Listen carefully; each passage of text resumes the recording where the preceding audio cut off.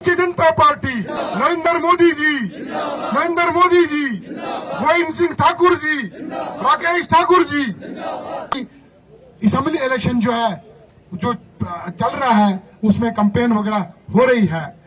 जिस तरह से मैं आपको बताऊं कि पिछले 10 सालों में भारतीय जनता पार्टी की हुकूमत ने और नरेंद्र मोदी जी की हुकूमत ने जिस तरह की जनमानस के लिए, हिंदुस्तान के लिए काम किया है, हम चाहते हैं कि ये ये डेवलपमेंट का दौर है ये आगे चले। मैं आपको याद दिलाना चाहता हूं कि 2014 से पहले किस तरह से यहाँ पे जो है डिस्टर्बेंस था जम्मू कश्मीर में, और मैं वो 90 का दशक भी आपको याद दिलाना चाहता हूं जब जो है हम किस तरह से यहाँ पे मतलब डर और खौफ से रहते थे।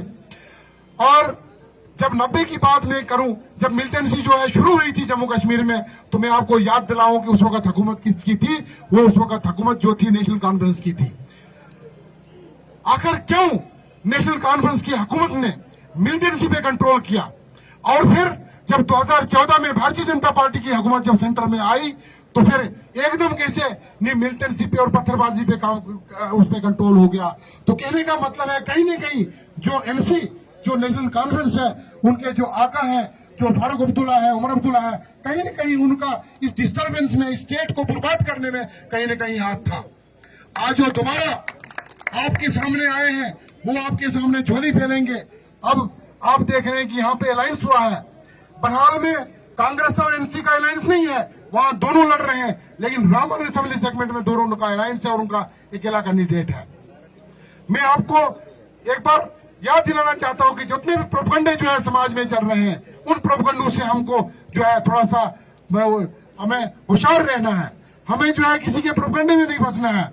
मैं आपको याद दिलाना चाहता हूं कि जिस तरह से एनसी ने जो है स्टेट को बर्बाद किया, 1987 में इलेक्शन को रिग किया, इलेक्शन में धांधली की, तो किस तरीके से यहाँ पे बर्बादी का मंजर हमने पिछले 30 सालों से देखा है। हम चाहते हैं कि एनसी जो है दोबारा, एनसी और कांग्रेस जो है दोबारा यहाँ जम्मू कश्मीर में सत्ता में नहीं आए, क्योंकि वो दोबारा हम जो उस वक्त का दौर नहीं देखना चाहते हैं। हमें जो है किसी के प्रोपगंडे में नहीं आना है। आपने कल ही देखा होगा कि एनसी का जो एक नेता जो है, किश्तवाड़ के नेता जो है सजाद खिचलू जी का बयान आया। उन्होंने कहा कि 4 तारीख के बाद हम देख लेंगे कि किस तरह से हम जो है यहाँ आपको बचाने वाला कोई नहीं होगा। वो हमको याद करना है, उसकी चेतावनी जो है मैं आपको उनको बता देना चाहता हूँ कि हमारा भारतीय जनता पार्टी का कार्यकर्ता, हमारा समाज, हमारा जो है जिस तरह से मोदी जी ने काम किया है, मिलिटेंसी को हटाए यहाँ से, हमारा समाज इकट्ठा है और आप जो है अपने इरादों में कभी कामयाब नहीं होंगे।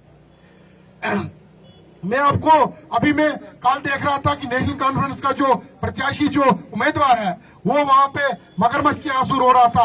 वो कह रहा था कि जो वीडीसी के मेंबर्स हैं उनकी बात हम करेंगे।